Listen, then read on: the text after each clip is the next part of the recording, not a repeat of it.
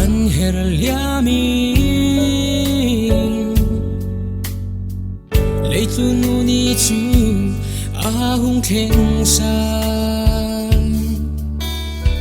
chen rual chu nu ni ahlim le lo min chan than mang tang lung di ria min atu khuya na u mo kanu na du don mi fan nhang in ka lo lam lung var sui lon chil len na kol tla chu ka ngai na lo nang lo chu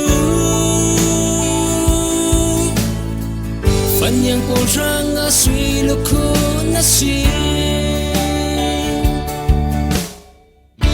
chin sen pi chu nui du don nan kha san noya noa min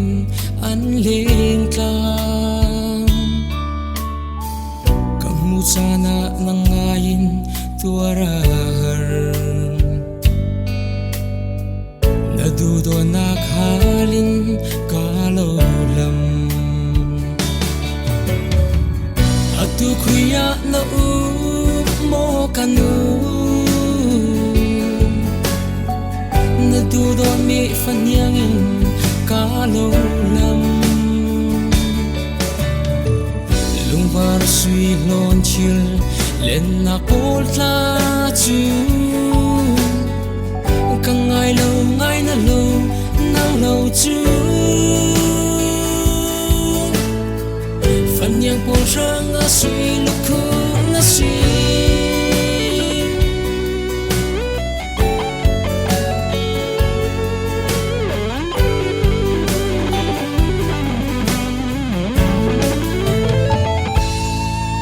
fara zong zai niang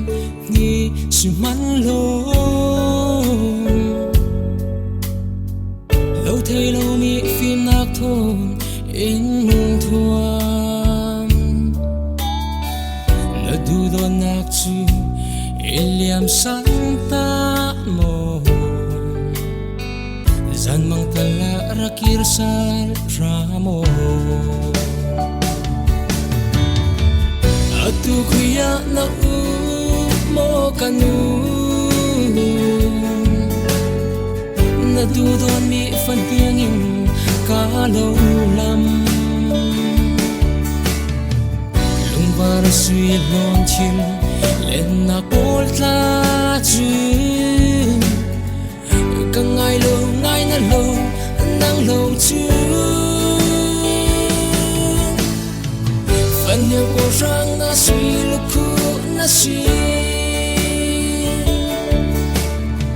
fan nhang ko rang na sui lu ku na si